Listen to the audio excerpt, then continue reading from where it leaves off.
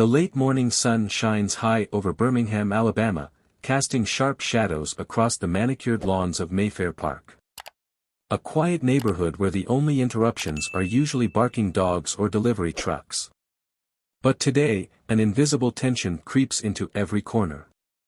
Isaac Dunbar wipes the sweat from his brow with the back of his hand and leans on his rake for a second. He's been monitoring his progress on the yard of Walter Grayson, an 81-year-old retired Marine. Walter is a home-proud man, but after knee surgery 2 months ago, he can't care for it himself. That's where Isaac comes in. He's built a solid reputation in the landscape business: hard work, fair pricing, and no nonsense. His customers know him by name, trust him with their homes, and often refer him to friends. Walter is one of his best customers. The chores today were simple: trimming the hedges, clearing dead leaves, refreshing the flower beds. A job that took about 4 hours, maybe 5 if the humidity got him down. He liked working in quiet neighborhoods like this, clean, predictable. But today, something was different.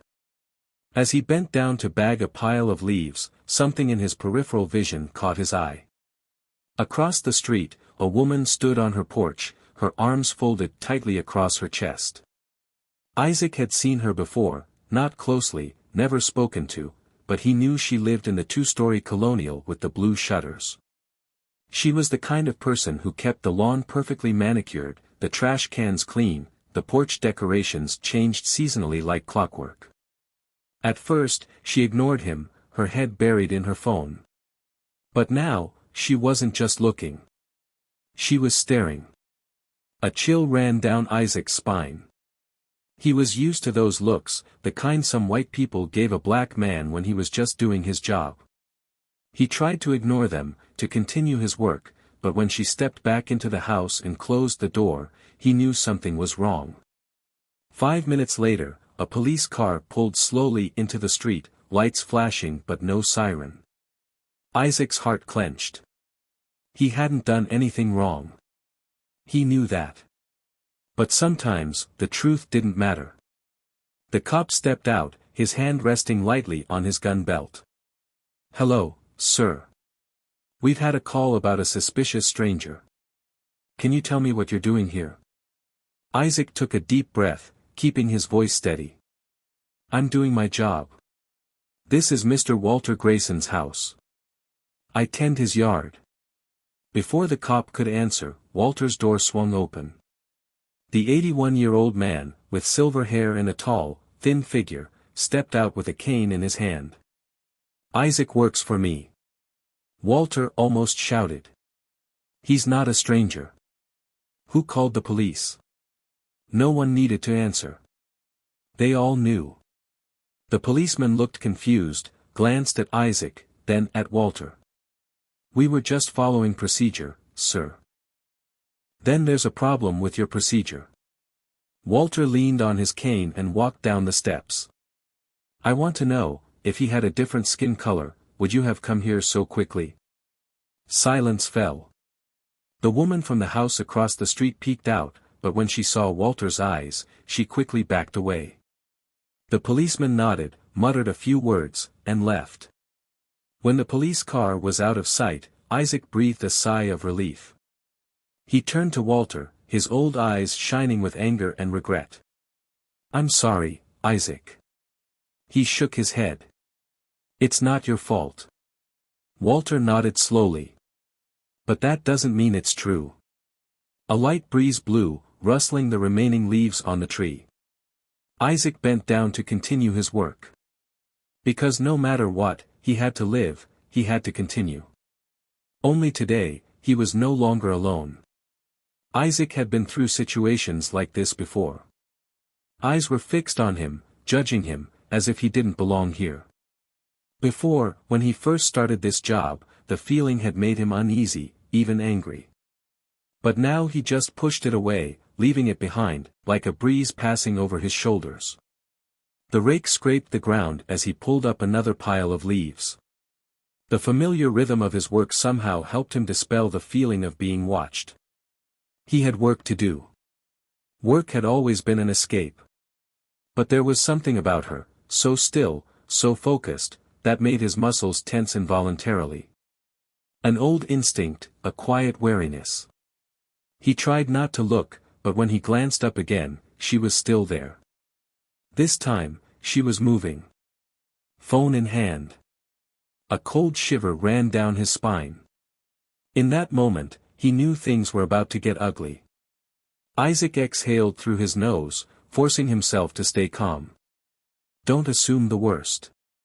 Maybe she was just checking her email, waiting for a delivery. Maybe it was nothing. But then. He saw her thumb hovering over the screen, the way she lifted her phone slightly, like she was taking a picture. He'd seen this before. Isaac shook his head, muttering under his breath as he walked toward the truck. His hand reached for the water bottle on the front seat, taking a long drink, mentally debating whether to acknowledge her or just move on. Most of the time, ignoring people like her was the best option. Engagement never ended well. But before he could decide, she turned and walked inside. A small amount of relief crept through him. Maybe she was just curious. Maybe it was nothing. But less than 2 minutes later, she was back on the porch. This time, she was on the phone. Her voice was quick, her expression sharp, her eyes unabashedly urgent. His stomach sank. Isaac glanced at his watch. He had been here less than an hour. Walter was inside, probably watching TV or napping on the couch. Everything about this job was normal. Except her. He glanced at the quiet street. The cars parked along the curb were still there. No one else seemed to notice. But Isaac did. The owner of the house was probably at work. No witnesses. Just him, her, and whatever she thought she saw. Then, in the distance, sirens. Isaac gripped his water bottle tighter. A tension spread through his body. This was going to be something. He just didn't know what yet. But he had a feeling it wouldn't be good. Isaac's pulse quickened as the sirens grew louder. He set the water bottle down on the bed of the truck, breathing out slowly, trying to stay calm. You didn't do anything wrong. But that didn't always matter. He glanced back at the house. Walter wasn't out yet. Probably still napping. Maybe that was for the best. Across the street, Linda Carpenter stood stiffly on her porch, still clutching her phone. He finally put a name to that face. She wasn't looking at him anymore. Instead, her eyes were fixed on the road ahead, waiting. The lines on her face were tense, reflecting a familiar anticipation that made Isaac ache. He knew how this went. First the call. Then the assumptions. Then the questions. But today, it hurt a little more than usual. He was tired of this game. Tired of people like her. And then, the red and blue lights flashing above the houses. A Birmingham police cruiser pulled up, tires crunching on the road. A second cruiser followed closely behind. 2 cops got out. One white, one black. Both scanned the scene before closing the car doors. Linda stepped down the porch steps as if she were waiting for a package. She had been waiting for this moment. Isaac could hear the voice of the cop closest to her. But his words were muffled by the sound of the idling engine. Linda pointed at him. Quickly, firmly. There, Isaac forced himself to breathe evenly. As the 2 officers turned toward him, he kept his hands in sight, kept his body relaxed. His voice steady. One of them, the white officer, had a badge with a name, Graham. Isaac paused for a beat before answering, his eyes scanning the 2 officers in front of him. He was no stranger to this situation. His chest heaved as he took a deep breath, trying to keep his tone calm. Can you tell me what you're doing here? Graham's tone wasn't harsh, but there was a weight behind each word. It was a test, as always. Isaac tilted his head slightly, his eyes flicking to Rake leaning against the tree. Landscaping. Hired by the homeowner. Graham's partner, Officer Reed, glanced toward the house. He looked younger, maybe in his late 20s. He didn't look as judgmental as Graham, but the wariness was still evident in his posture. Before anyone could say more, Linda cut in. Her voice was firm, without a hint of hesitation. "He doesn't belong here." The words made Isaac clench his jaw. He'd heard them too many times. Always indirect, but the meaning was clear. Graham nodded slightly, then turned to look at him. "Do you have an ID?" "Of course." It was always the next question. Isaac slowly reached back, deliberately moving slowly to avoid any misunderstandings. "It's in my truck." "What if I take it?" Both officers stiffened slightly. He recognized the familiar reaction, felt the tension in the air. He stifled a sigh and walked away, feeling Graham's eyes on his back. Reaching the truck, Isaac pulled out his wallet and handed over his driver's license. Graham took it, his eyes scanning the information. There was a long moment of silence before he turned to Linda. "Ma'am, what exactly did you see?" Linda pursed her lips, as if weighing each word carefully. "He looked around too much," she finally said, her voice filled with doubt. Isaac let out a short, humorless laugh. He hadn't meant it, but it came before he could stop it. "Suspicious of what?" "Because I was picking up leaves." Linda stiffened, but didn't immediately retort. "There have been break-ins in this area before." Isaac shook his head, trying to contain his irritation. He knew the neighborhood well. No break-ins had been reported in over a year. But that didn't matter. No one cared about facts when they had preconceived notions. Before Graham could react, Walter's front door swung open. Walter stepped out, walking slowly but steadily. His cane tapped the porch, creating a heavy rhythm in the tense atmosphere. His eyes scanned the scene before him, then stopped on Isaac. Walter's eyes flashed with recognition, then disbelief. "What the hell is going on here?" His voice was hoarse with age, but still carried the unmistakable weight of one who had been heard. Graham turned back, his voice calm but sharp. "Sir, do you know this man?" Walter frowned, his sharp gaze sweeping over the officers before settling on Graham's face. "Of course. I hired him." "What's the problem?" There was a long silence. Reed cleared his throat, as if weighing his words. "We got a call about a suspicious person." Walter's gaze shifted, to Linda, a sharp look. Then he turned back to the officers. "You're telling me, she called the police on my landscaper's house?" The atmosphere changed abruptly. Tension filled the air like thick smoke. Linda took a step back, her hands clenched, confusion flickering across her face.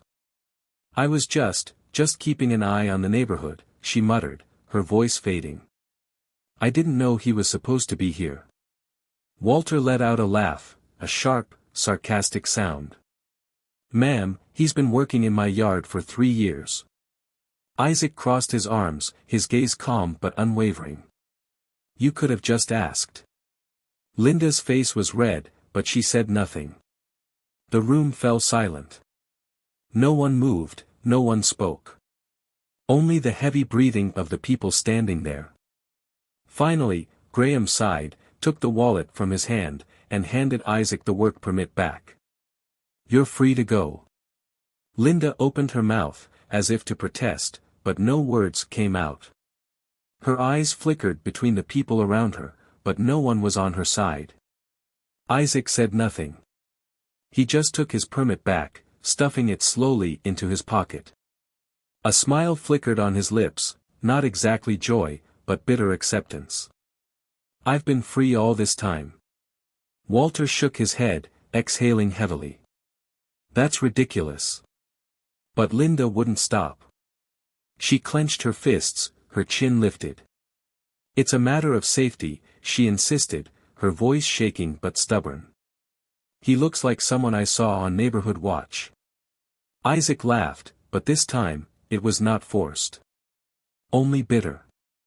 "I look like someone, He let the sentence hang, letting it fall into the air, where the truth was clearer than any words. Graham took a deep breath, his eyes tired. "Ma'am," he said finally, his voice serious but firm. "Do you have any reasonable cause to believe that this man committed a crime?" Linda hesitated. Her lips moved, but no words came out. She had no proof. No valid reason. Walter cut the silence. "No, just one word, but it was enough to put an end to any unfounded argument." Graham nodded, turning back to Isaac. "Sorry for the inconvenience." Isaac just shook his head, his eyes flashing with the familiar helplessness. "Sorry doesn't mean much when this keeps up." But before anyone could move, a voice rang out from across the street. "I caught the whole thing on camera." All eyes turned. A woman stood there, phone raised, video recording still active. Linda's face paled. And in an instant, the balance shifted once more. Linda's lips parted slightly, as if she wanted to say something. But the weight of the camera was taking her voice away. She stared at the eyes before her, realizing she was no longer in control of the situation. It was like a shockwave was coming, hitting her from all directions. But Isaac knew better, knew that people like Linda never back down. They put their pride above all else. "You can't just push me online," Linda shouted, her voice shaking, a mix of anger and panic. "That's a mess." The woman holding the phone didn't even blink. She tilted her head toward Isaac, her eyes egg-eyed with something like mockery. "Funny that's exactly what you just did to him." Linda's hand tightened around the phone, as if it would shatter in her palm. "You don't understand. I'm just being cautious. This is an upscale neighborhood." Walter let out a sharp laugh. "Ma'am, we're not in Beverly Hills." Isaac almost smiled, but he held back. Linda didn't give up. She looked pleadingly at Graham. "You need to do something now. That video could ruin my reputation." Graham let out a long, slow breath. Isaac could see the hesitation in his eyes. "Ma'am, unless you want to charge someone for a specific crime, I can't help you." Linda's temper flared, and she opened her mouth, paused, and then closed it again. "Charge who? For what?" Walter leaned in, the smile still on his face. "For being caught." Isaac remained silent. Finally, this wasn't his fight. She had come out as who she was, and now she had to live with the consequences. But Linda didn't see it that way. She turned to Isaac, pointing at him. "You could have just said something when I asked. You could have said you were working here." Isaac finally spoke, his voice weak. "I don't need to explain to you." Linda's lips closed, not knowing how to respond in the end. She looked towards the officers, looking for some kind of salvation, some kind of sympathy. "It's not fair. I'm not a bad person." Isaac sighed. Everything had been turned upside down, and now, Linda was the victim. Walter rubbed his forehead, just shaking his head. Isaac muttered something under his breath before looking back at her. "You made a bad decision. That's it." He sighed, a hint of frustration in his eyes. "You could have just come and asked me. Or knocked on my door. Or," he jerked his chin toward her phone, his voice dripping with sarcasm. "Here's an idea that concerns your own business." Linda's face flushed, and she shook her head quickly, as if trying to shake off the embarrassing moment. Her breathing quickened, her lips quivering, but she said nothing. "I need to talk to your supervisor," she turned to the officers, her voice hard. "This isn't right. I need to file a report against that woman. She was recording me." Reed looked unimpressed. "It's not illegal to record in public." He crossed his arms, his gaze impassive. "But..." The woman holding the phone finally smiled. "Oh, I am. And judging by the comments on my live stream, you're famous."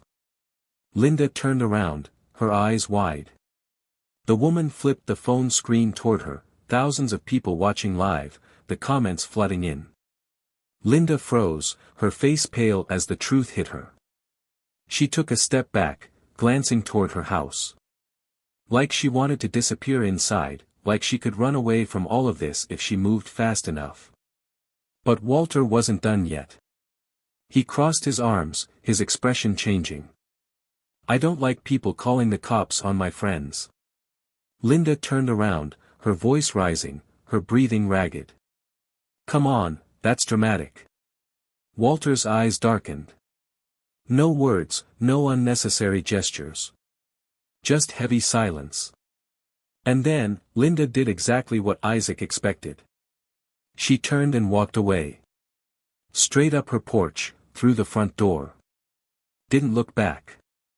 Isaac watched the curtains close. Graham turned to look at Isaac, exhaling slowly. "Sorry about that."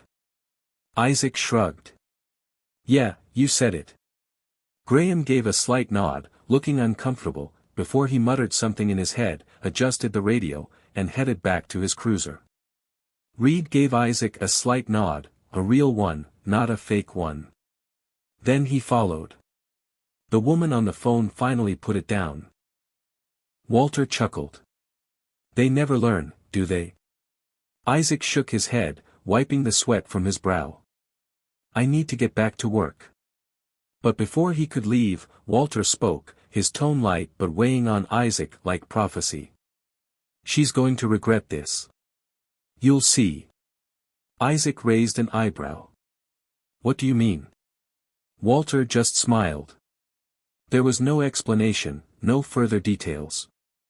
But the look in his eyes made Isaac feel uneasy. That was when he knew it wasn't over. He'd been through situations like this before. Too many times.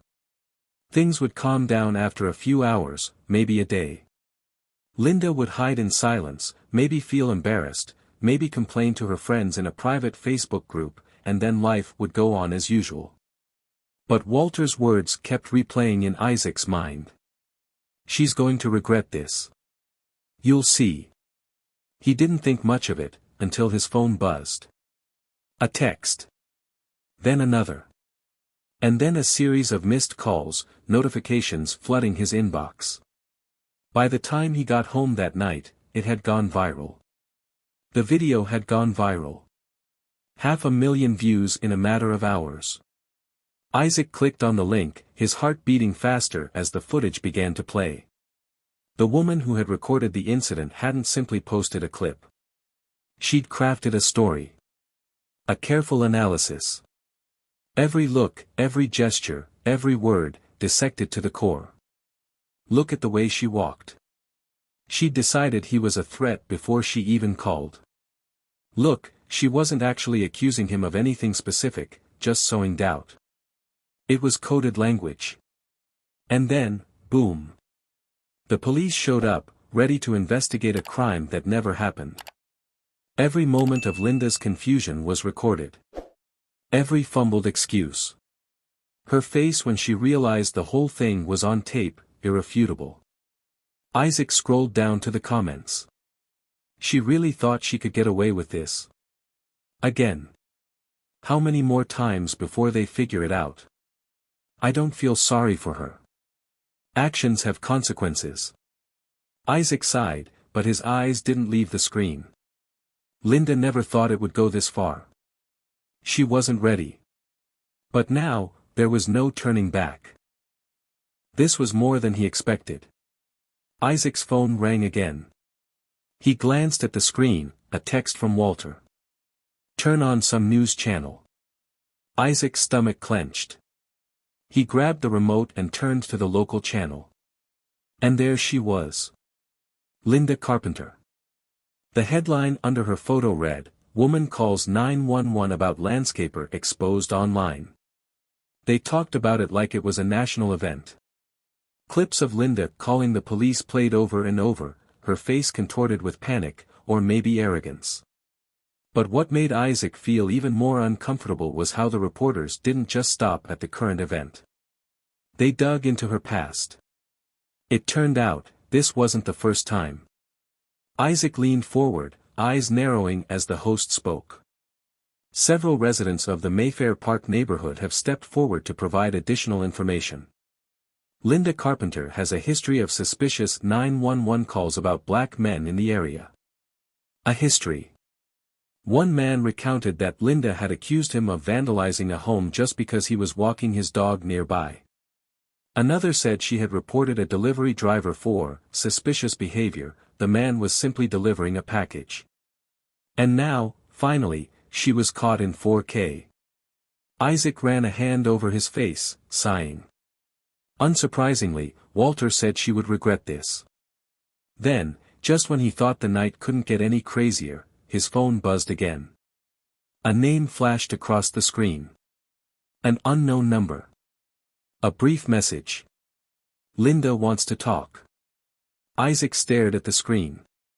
Oh, she wants to talk now. He sighed, considering whether or not to reply. His finger hovered over the screen, but before he could make a decision, another message popped up. Walter told you she would regret it. Isaac smiled slightly. Yeah, she definitely does. He looked at Linda's message again. She wanted to talk. No surprise there. Not after everything that had happened. She probably wanted to fix this, or at least lessen the consequences.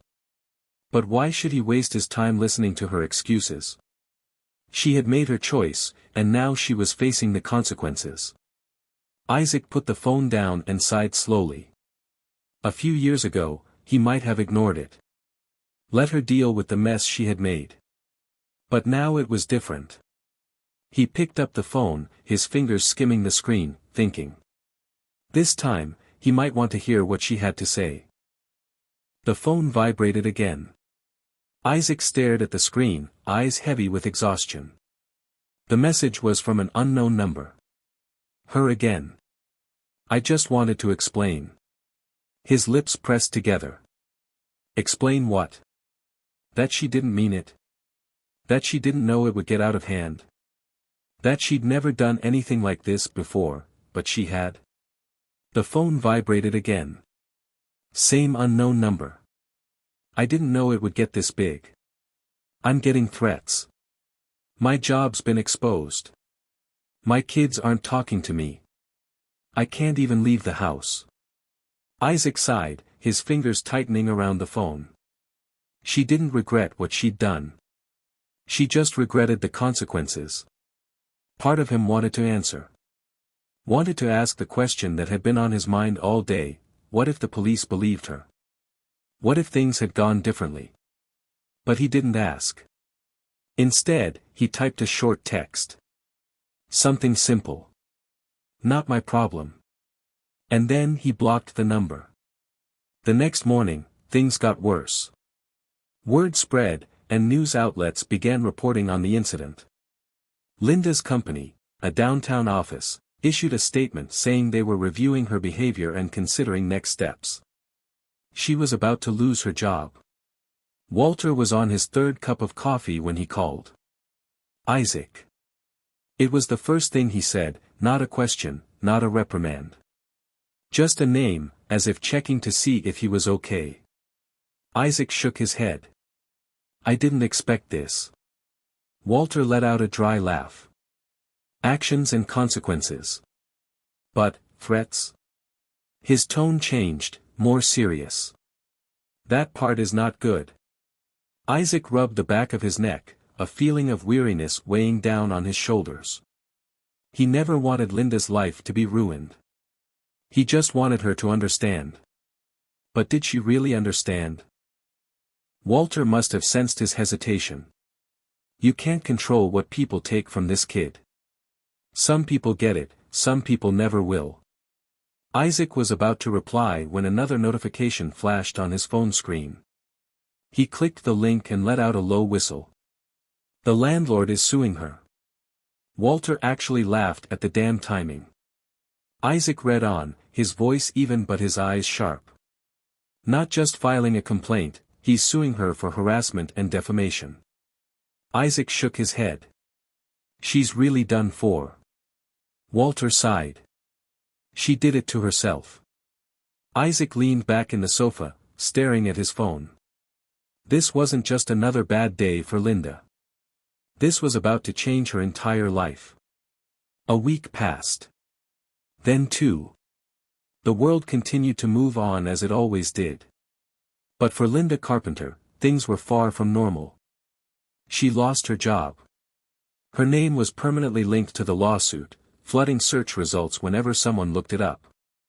Neighbors, who used to smile as they walked by, now avoided eye contact. She felt abandoned. Walter's lawsuit was moving forward, and there was no way out of it. She didn't understand why things had gotten so bad. She wasn't a bad person. She was just saying what she thought, just trying to defend herself. But no one was on her side. She didn't deserve this. Isaac didn't feel bad for her. Not really. But he didn't celebrate what had happened to her either. He was just reflecting. This was one of many moments in his life, when someone questioned his existence, why he existed in a space where they thought he didn't belong. But this time, the questioner faced real consequences. He sat on the back porch, phone in hand, staring at another text message that had just arrived. Unknown number. I just wanted to say sorry. It was her again. Isaac sighed. Was it the truth or was it just the words she thought she needed to say?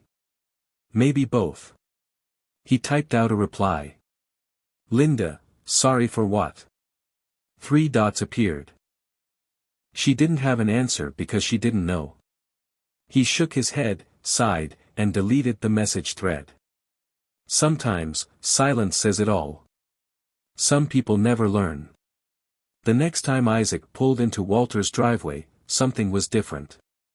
Not the light, not the air, but a vague feeling that crept into his chest. He was relieved to see Walter on the porch, as usual. A glass of iced tea in his hand, steam gathering on the rim. He watched him step out of the truck, his eyes calm but thoughtful. You're staying here this time? Walter asked, his voice light but full of meaning. Isaac chuckled, long enough to finish the job. Walter nodded in agreement. Good grass doesn't cut itself. Isaac retrieved his tools from the back of the truck, but this time, he paused longer as he glanced toward Linda's house. The porch was empty. The curtains were still closed, but there was no longer the feeling of someone standing behind them. No more eyes watching. No more heavy breathing inside. He felt strange. Relieved. And lost. Walter took a sip of his iced tea, his eyes still following him, as if waiting for something. Crazy world. Isaac smiled, but this time it wasn't a full smile. Yeah. But at least this time, the right people paid the price. A breeze blew through, sending dry leaves spinning across the porch. Linda's house was quieter than ever.